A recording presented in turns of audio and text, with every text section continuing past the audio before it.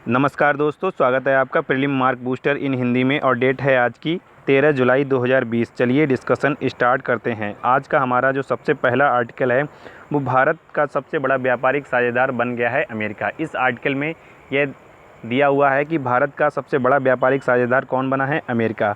तो अगर बात की जाए इस व्यापार की, तो इस व्यापार का जो डेटा रिलीज़ किया है वो रिलीज़ किया है केंद्रीय वाणिज्य एवं उद्योग मंत्रालय के अनुसार 2019-20 का ये डेटा है। इससे पहले 2018-19 में भी अमेरिका जो है भारत का सबसे बड़ा व्यापारिक साझेदार था। और कुछ डेटा भी दिया हुआ है कि कितना ट्रेड हुआ है दोनों देशों के बीच में। तो 87.96 बिलियन डॉलर का ट्रेड हुआ था 2018-19 में, और 2019-20 में ये ट्रेड बढ़कर हो गया है 88.75 बिलियन अमेरिकी डॉलर। तो थोड़ा सा ही इंक्रीज़ हुआ है, लेकिन इंक्रीजमेंट हुआ है। अगर बात की जाए भारत के सबसे बड़े व्यापारिक साझेदारों में, तो अमेरिका का स्थान पहला है और उसके बाद नंबर आता है चाइना का। उसके बाद जो नंबर आता है वो चाइना का है। और अगर बात की जाए इस व्यापार से संबंधित जो इम्पोर्टेंट फैक्ट्स हैं कि भारत की ओर ट्रेड क्या है, सरप्लस में है। ठीक है, सरप्लस का मतलब आप जानते होंगे, सरप्लस का मतलब होता है कि अनुकूल है। भारत की ओर क्या है, व्यापार अनुकूल है, यानी भारत जो है प्रॉफिट में है। और अगर बात की जाए अमेरिका की ओर से, तो अमेरिका की ओर से ये ट्रेड डेफिसिट में है। इस बार के जो आंकड़े रिलीज हुए हैं उनके अनुसार 17.42 बिलियन अमेरिकी डॉलर जो है, इतना ट्रेड डेफिसिट हुआ है अमेरिका को। अगर बात की जाए दूसरे नंबर पर जो व्यापारिक साझेदार है चाइना की, तो चाइना के साथ हमारा क्या है, ट्रेड डेफिसिट है। और चाइना की ओर क्या है, ट्रेड सरप्लस में है। मतलब कि चाइना और भारत के बीच में जो व्यापार होता है उसमें भारत के लिए व्यापार घाटा रहता है हमेशा, और चाइना के लिए व्यापार सरप्लस में रहता है। ठीक है, तो इस आर्टिकल में बस इतना ही। चलते हैं अगले आर्टिकल पर। अगला आर्टिकल रेबेन और स्पाइक फायरफ्लाई के अधिग्रहण के संबंधित है। अभी भारतीय सेना की इन्फेंट्री के द्वारा एक अनाउंसमेंट की गई है कि अब सेना जो है रेबेन और स्पाइक फायरफ्लाई का अधिग्रहण करेगी। देखो, बात की जाए स्पाइक फायरफ्लाई की, तो ये एक Israeli company Rafael advance defence system है, उसके द्वारा निर्मित किया गया है। ये देखो, फायरफ्लाई का हिंदी का मतलब होता है जुगनू। ये एक प्रकार से जासूसी उपकरण है। ये क्या करेगा, ये अपने जो टारगेट होगा उसको पहचानने और उसको ट्रैक करने की इसमें क्षमता होगी। और इसका जो वज़न है वो 3 किलोग्राम तक है। ठीक है, और ये वेब द्वारा, मतलब वेबसाइट से भी इसको ऑटोमेटिक कमांड किया जा सकता है। इजराइल के द्वारा विकसित ये सबसे उत्तम तकनीकों में से एक है। ठीक है, उसके बाद मतलब आपको ये याद रखना है कि स्पाइक फायरफ्लाई जो है वो इजराइल की है। दूसरा रेबेन क्या है, एरो बैरोनोमेंट RQ-11 जो है, ये इसको शॉर्ट में रेबेन कहा गया है। ये आपको याद रखना है, एग्ज़ाम में बर्ड्स भी पूछे जाते हैं तो इन बर्ड्स पर आपको विशेषता ध्यान रखना है। तो रेबेन एक रिमोट नियंत्रित UAV है। UAV का मतलब क्या होता है, अनमेंड एयर व्हीकल, यानी मानव रहित हवाई वाहन है। यहाँ पर आप देख रहे होंगे इस तरह से इसको एक सैनिक जो है अपनी किट के साथ भी ले जा सकता है, और यह 10 किलोमीटर तक की उड़ान भर सकता है। इसकी अगर ऊंचाई की बात की जाए तो ये 500 फीट की ऊंचाई तक उड़ सकता है, और 45 से 97 किलोमीटर की इसकी स्पीड होती है। ठीक है, तो ये अमेरिका का है, ये भी याद रखना है आपको। ये रेबेन जो है वो अमेरिका के द्वारा विकसित किया गया है। चलते हैं आगे। अगला जो आर्टिकल है, अभी हाल ही में यूनाइटेड किंगडम के DIT यानी डिपार्टमेंट ऑफ इंटरनेशनल ट्रेड के द्वारा एक रिपोर्ट जारी की गई है, या कह सकते हैं हम एक डेटा पब्लिश किया गया है। उसमें ये बताया गया है कि यूनाइटेड किंगडम में यानी 2019 और 20 में FDI निवेश करने वालों में सबसे पहले स्थान पर अमेरिका है और दूसरे स्थान पर भारत का नंबर है। मतलब कि यूनाइटेड किंगडम में जो निवेशक के रूप में भारत दूसरे नंबर पर उभरा है। तो ये इम्पॉर्टेंट है क्योंकि भारत से संबंधित आर्टिकल है।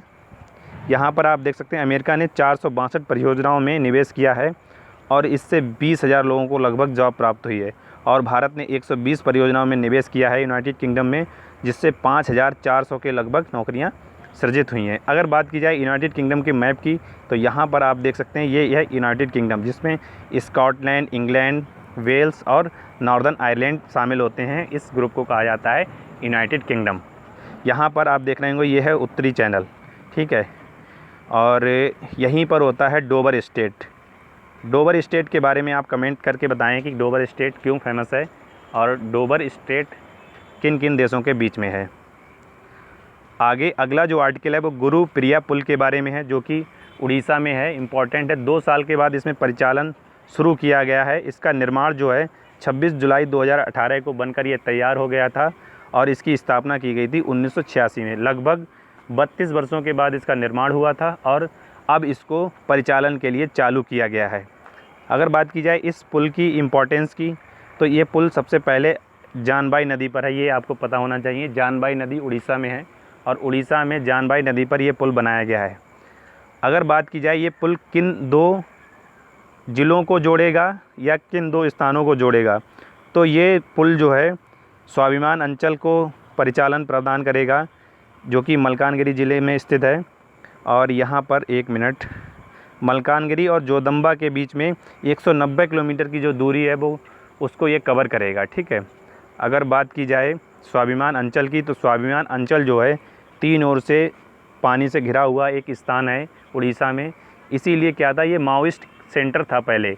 यहाँ पर ट्रांसपोर्ट की और परिवहन की कोई सुविधा उपलब्ध नहीं थी। केवल 2 व्हीलर से भी जाना यहाँ दुर्गम माना जाता था। केवल नाव के द्वारा इस पर जाया जा सकता था।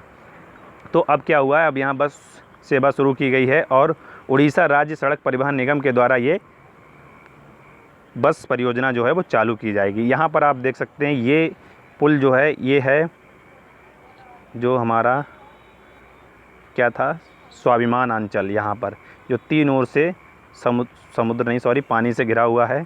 इस पुल की जो लंबाई है 910 मीटर है, काफ़ी लंबा पुल है, ठीक है।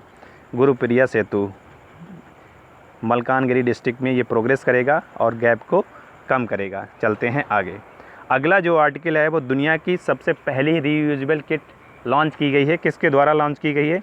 एक भारतीय विनिर्माण कंपनी है लॉयल टेक्सटाइल मिल्स, इसके द्वारा इसको लॉन्च किया गया है 9 जुलाई को, ठीक है। काफ़ी 4-5 दिन पहले की ये खबर है, छूट गई थी हमारी डिस्कशन में, तो उसको हमने शामिल किया है इस डिस्कशन में। भारतीय विनिर्माण कंपनी जो है लॉयल टेक्सटाइल मिल्स के द्वारा इसको निर्मित किया गया है। किसके सहयोग से? रिलायंस इंडस्ट्री लिमिटेड और स्विट्ज़रलैंड की एक टेक्सटाइल कंपनी है इनोवेशन HEIQ मटेरियल AG के सहयोग से। अगर बात की जाए इस किट की, तो इसको 25 बार जो है रीयूज़ किया जा सकता है वॉशिंग के बाद, और 10 बार जो है इसके जो मास्क है उसको भी यूज़ किया जा सकता है 10 बार, ठीक है। यहाँ पर अगर बात की जाए रीयूजेबल का मतलब क्या होता है, देखो इस किट को इस प्रकार से बनाया गया है कि इसको वॉशिंग के दौरान जो भी बैक्टीरिया या जो भी इन्फेक्टियस इंसेक्ट हो या कुछ भी हो, तो उनको वॉशिंग के दौरान इस किट से अलग किया जा सके। तो ये हमने जाना, ठीक है। चलते हैं आगे। अगला जो आर्टिकल है वो भारत डिजिटलीकरण कोष के बारे में है, यानी इंडिया डिजिटल फंड। ये स्थापित किया है गूगल के द्वारा और हाल ही में आज इसकी घोषणा की गई है। गूगल फॉर इंडिया पहल के एक पार्ट के रूप में गूगल के द्वारा इसकी घोषणा की गई है, जिसमें 75,000 करोड़ रुपए का निवेश किया जाएगा। 1 मिनट, यहाँ पर आप देख सकते हैं 75,000 करोड़ का रुपए का निवेश किया जाएगा गूगल फॉर इंडिया कैंपेन के थ्रू। इसमें क्या होगा, 5 से 7 वर्षों में ये निवेश किया जाएगा। अगर बात की जाए यहाँ पर इसके निवेश को कैसे किया जाएगा, इक्विटी के रूप में, साझेदारी और परिचालन के रूप में, इन बुनियादी ढांचे और इन्वायरमेंट पर मतलब कि कह सकते हैं। और इस निवेश से होगा क्या, स्वास्थ्य, शिक्षा और कृषि जैसे क्षेत्रों में रिवोल्यूशन आएगी और डिजिटलाइज किया जाएगा, ठीक है। तो एग्ज़ाम में पूछा जा सकता है भारत डिजिटलीकरण कोष किसके द्वारा लॉन्च किया गया है, तो गूगल के द्वारा इसको लॉन्च किया गया है। 75,000 करोड़ का यह फंड है, 5 से 7 वर्षों में इसको भारत में खर्च किया जाएगा।